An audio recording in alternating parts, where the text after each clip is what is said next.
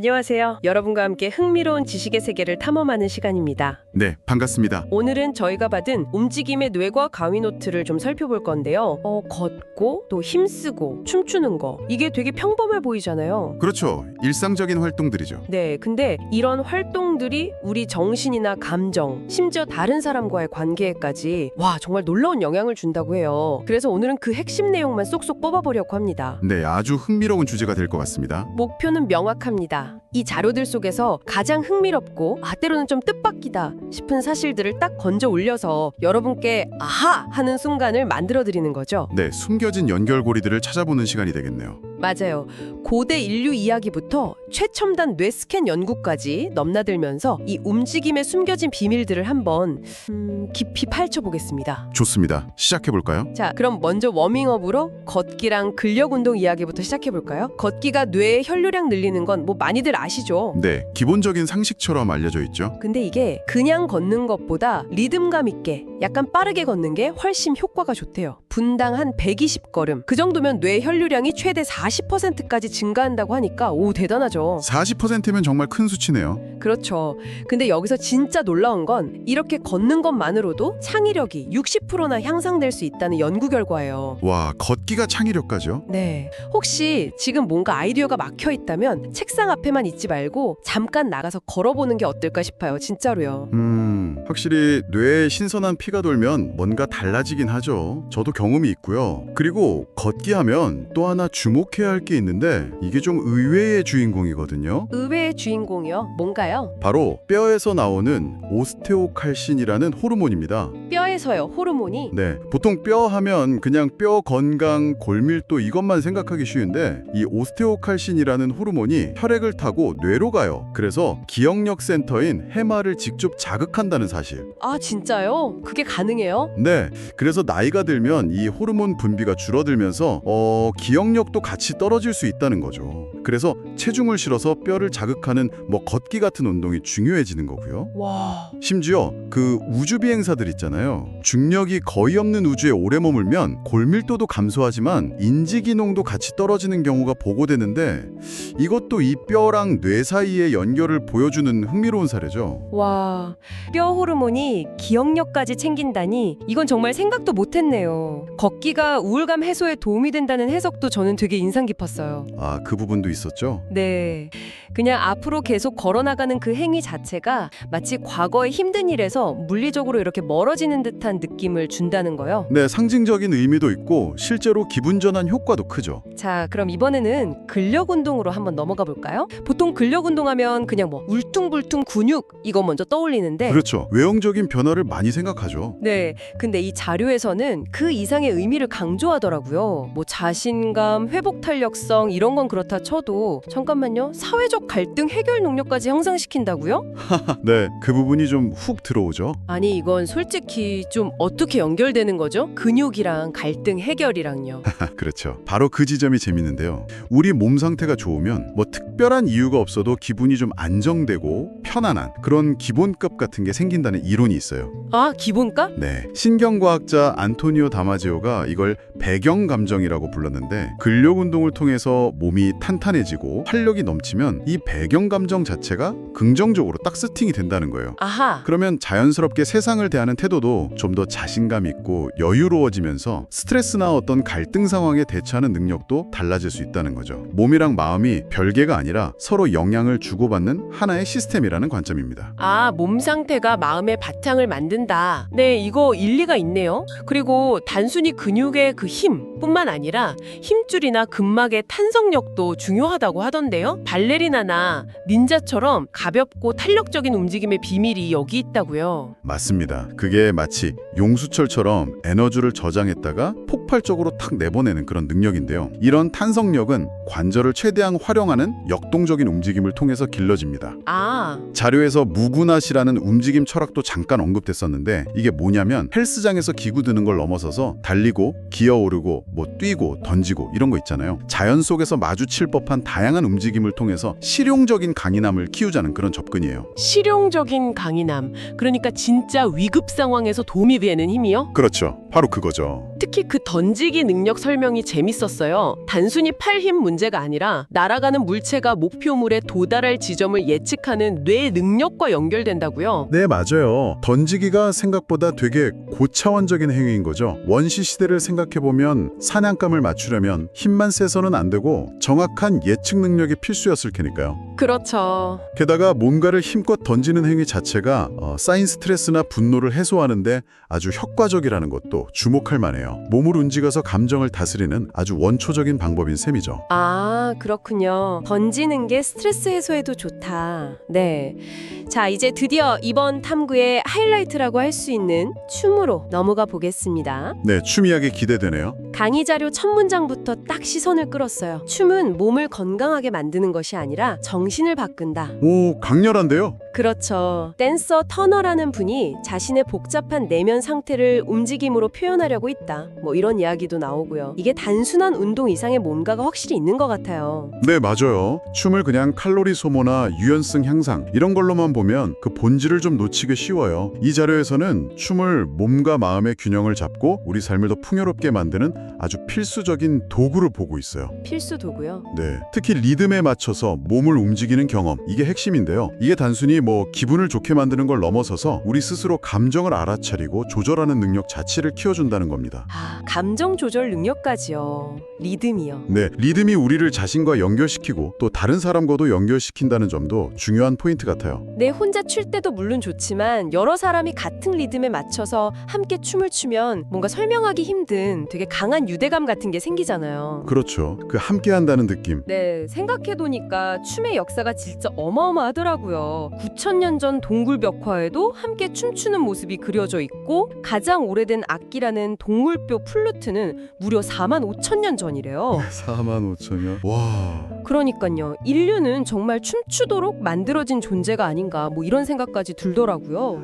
하하. 그 이유를 뇌과학적으로 설명하는 아주 흥미로운 관점이 있습니다. 우리 뇌를 일종의 예측 기계로 보는 건데요. 뇌가 예측 기계다. 네, 옥스퍼드 대학의 모르텐 크링겔바크 같은 학자들이 설명하기를 우리가 규칙적인 박자를 왜 좋아하느냐, 그건 바로 다음에 올 비트를 쉽게 예측할 수 있기 때문이라는 거예요. 아, 예측 가능성. 그렇죠. 그리고 그 예측이 딱 맞아떨어질 때 그때 뇌의 보상 회로에서 즐거움을 느끼게 하는 도파민이 분비된다는 거죠. 아, 도파민. 네, 그러니까 음악에 맞춰 춤을 추는 건 끊임없이 다음 순간을 예측하고 그 예측이 실현되는 그 쾌감을 계속 만끽하는 과정인 셈입니다. 아, 그래서 예측 가능한 리듬에 몸을 맡기면 기분이 좋아지는 거군요. 와, 인간의 움직임에 자연스러운 공명 주파수가 있다는 사실도 진짜 신기했어요. 네, 그 투헤르츠의 이야기죠. 네, 걷거나 뛸 때, 심지어 자전거 페달 밟을 때도 자연스럽게 1초에 2번 정도 움직이는 리듬, 그러니까 분당 120박자 BPM 근처에서 움직이는 경향이 있다는 연구 결과요.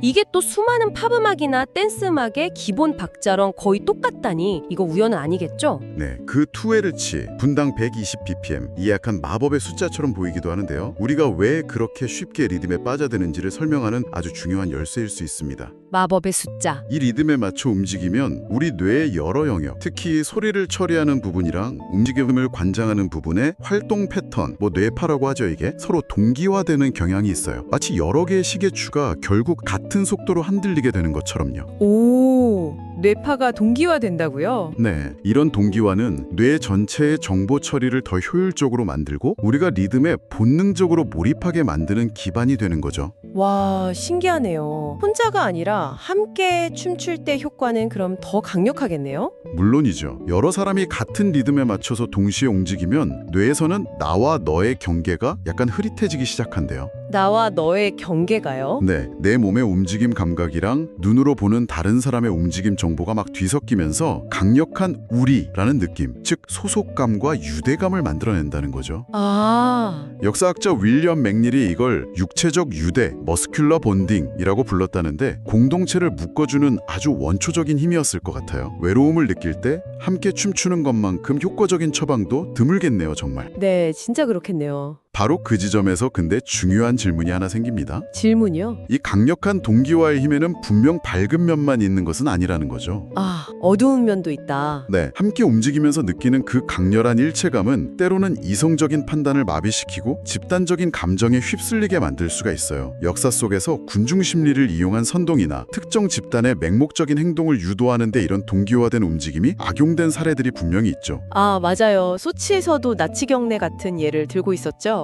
네, 집단에 소속되는 그 긍정적인 감정에 너무 도취돼서 비판적인 사고를 잃어버릴 위험이 있다는 겁니다. 그래서 누구와 그리고 어떤 목적을 위해서 함께 움직이고 동기화될 것인가 이걸 신중하게 선택해야 한다는 메시지를 던져주고 있어요. 아, 듣고 보니 정말 그렇네요.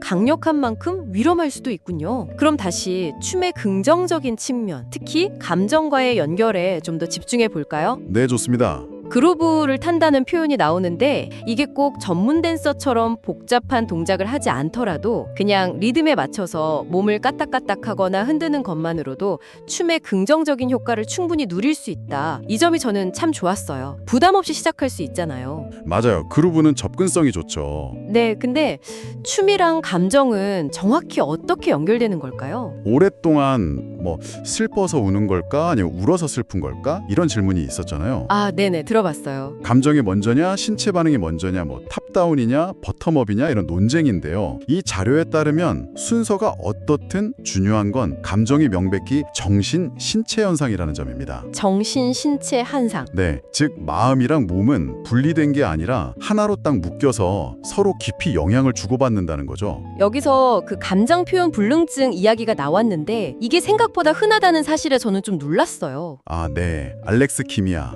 자기 감정을 잘 알아차리지 못하거나 말로 표현하기 어려워하는 상태인데 여성의 10%, 남성의 17%가 해당될 수 있다고요. 아니, 남성은 거의 5명 중 1명꼴로 자기 감정을 잘 모른다는 거잖아요. 네, 결코 적은 수치가 아니죠. 더 중요한 건 이 감정 표현 불능증이 단순히 성격 문제가 아니라 우울증, 불안장애, 섭식장애 같은 정신질환은 물론이고 원인모를 만성통증, 예를 들면 섬유근육통 같은 것과도 관련이 깊다는 연구 결과들이에요. 와, 통증하고도요? 네, 감정을 제때 알아차리고 건강하게 다루는 것이 얼마나 정신건강, 신체건강 전반에 중요한지를 보여주는 거죠. 스트레스 많은 현대사회에서는 더욱 주목해야 할 부분입니다. 아, 그래서 춤이 더 중요해지는 거군요. 말로 표현하기 힘든 감정을 몸짓으로 표현하면서 스스로 감정을 더 명확하게 인식하고 해소할 수도 있다는 거니까요. 그렇죠. 그 댄서 터너가 말한 것처럼 움직임 자체가 감정을 이해하는 언어가 될 수도 있겠네요. 체화된 감정, 인바디들 이모션이라는 표현이 딱 와닿는데요. 감정이 머릿속에만 있는 게 아니라 우리 몸의 자세나 움직임 그 자체에 담겨 있다. 이런 의미로 해석해도 될까요? 정확합니다. 몸짓 하나, 자세 하나에 우리의 감정 상태가 드러나고 또 역으로 특정 움직임을 함으로써 감정에 영향을 줄 수도 있다는 거죠. 아, 역으로도요. 네, 실제로 춤치료 연구들을 보면 긍정적인 결과들이 많아요. 몇 주간 꾸준히 춤을 춘 청소년들의 우울 증상이 눈에 띄게 줄고 스트레스 호르몬인 코르티솔 수치는 낮아지고 행복 호르몬 세로토닌 수치는 올라갔다는 그런 보고들이 있죠. 오, 효과가 확실히 있네요. 네, 여기서 핵심은 춤 실력이 아니라 음악이 있든 없든 그냥 자신의 움직임 자체에 집중하고 몰입하는 경험 그 자체가 중요하다는 겁니다. 아, 그냥 움직임에 집중하는 거요? 마음 챙김 명상이랑 비교한 부분도 흥미로웠어요. 네, 그 부분도 재미있죠. 영상이 주로 감정을 판단 없이 바라보는 알아차림에 집중한다면 춤은 움직임을 통해서 감정을 더 적극적으로 경험하고 심지어 변화시킬 수도 있다는 거잖아요. 맞아요. 좀 더 능동적이죠. 과거의 트라우마나 힘든 경험에 대한 몸의 반응을 춤을 통해 새롭게 바꿔나갈 수도 있다. 이런 가능성을 제시하는 것 같아서 인상 깊었어요. 네, 춤은 감정을 다루는 좀 더 능동적이고 역동적인 도구가 될 수 있습니다. 행복한 움직임의 특징으로 발걸음의 가벼움, 팔다리를 쭉 뻗는 확장성, 부드러운 율동성 이런 걸 언급했는데 이런 종류의 움직임을 의도적으로 몇 분만 따라해보는 것만으로도 기분이 훨씬 좋아졌다는 실험 결과도 있었어요. 와, 그냥 따라하는 것만으로도요? 네, 어떤 자세와 움직임을 선택하느냐가 우리의 감정 상태에 직접적인 영향을 미친다는 아주 강력한 증거죠. 이야, 진짜 몸과 마음은 하나네요. 자, 이제 마지막으로 정말 신기했던 부분입니다. 넘어지지 않는 즐거움과 소리의 비밀에 대한 이야기인데요. 아, 네, 전정기관 이야기죠. 네, 네, 우리 귀 안에는 소리 듣는 달팽이관 말고도 균형을 잡는 아주 정교한 센서, 전정기관이 있다는 거죠. 3개의 반고리관이랑 이석이라는 작은 돌멩이들이 들어있는 주머니로 이루어져서 머리의 움직임과 중력을 감지한다고요. 네, 우리 몸의 GPS 같은 역할을 하는 거죠. 인간이 2발로 서서 걷기 시작하면서 이 전정기관이 더 발달하게 진화했다는 가설도 흥미로웠어요. 그렇죠. 생각해보면 걷는다는 것 자체가 끊임없이 균형을 잃었다가 되찾는 일종의 통제된 넘어짐의 연속이거든요. 통제된 넘어짐, 맞는 말이네요. 이 과정에서 전정기관은 쉴 새 없이 작동하면서 우리 몸의 위치와 움직임을 뇌에 계속 보고하는 거죠. 춤은 이런 넘어질 듯 말 듯한 아슬아슬한 균형 잡기의 즐거움을 훨씬 더 다이나믹하고 창의적으로 증폭시키는 행위라고 볼 수 있어요. 아, 그래서 춤이 재밌는 거군요. 그리고 이 전정기관이 감정을 조절하는 뇌 영역, 그 변연계랑 신경으로 직접 연결되어 있다는 사실,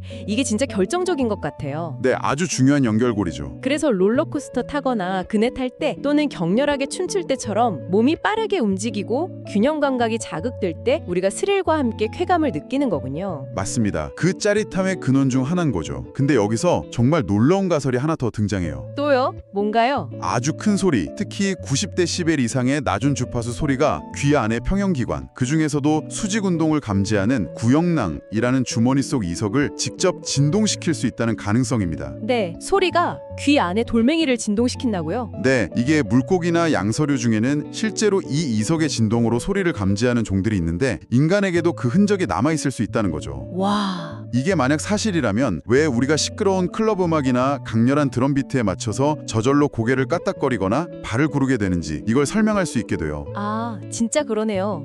왜 그런지 항상 궁금했는데. 네, 음악의 그 물리적인 진동이 우리의 평형 감각과 운동 시스템을 직접 자극해서 움직이고 싶은 충동을 일으킨다는 거죠. 와, 정말 상상도 못했어요. 걷고 힘쓰고 춤추는 이 모든 움직임들이 단순히 몸 건강을 넘어서 우리 뇌 기능, 감정 조절, 창의력, 사회적 연결, 심지어 음악을 즐기는 방식에까지 이렇게나 깊숙이 관여하고 있다는요. 네, 정말 다 연결되어 있죠. 뼈에서 나온 호르몬이 기억력을 돕고 리듬 예측이 도파민을 분출시키고 함께 움직이는 것만으로 유대감이 생기고 심지어 귀 안의 작은 돌멩이가 베이스 드럼 소리에 반응할 수도 있다니 와 정말 놀라운 여정이었습니다. 그렇죠. 파면 팔수록 신비로운 영역인 것 같아요. 자, 이 모든 이야기들을 종합해 보면 우리는 여기서 무엇을 얻어갈 수 있을까요?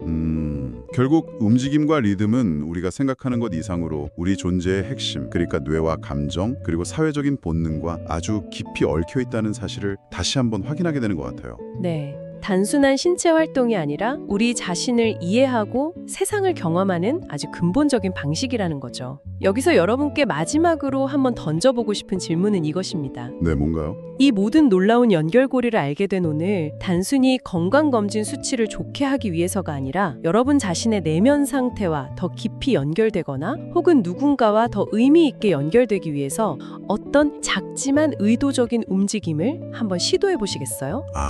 작지만 의도적인 움직임. 네, 좋아하는 노래에 맞춰서 잠시 어깨를 들썩이는 것, 평소보다 조금 더 활기차게 걷는 것, 아니면 그냥 잠시 하던 일을 멈추고 하늘을 향해 기지개를 켜는 것만으로도 여러분의 몸과 마음에 어떤 긍정적인 변화가 시작될지 모릅니다. 네, 오늘 저희와 함께 이 움직임의 놀라운 세계를 탐험해 주셔서 정말 감사합니다. 네, 들어주셔서 감사합니다. 다음번에도 여러분의 지적 호기심을 자극할 흥미로운 이야기로 다시 돌아오겠습니다.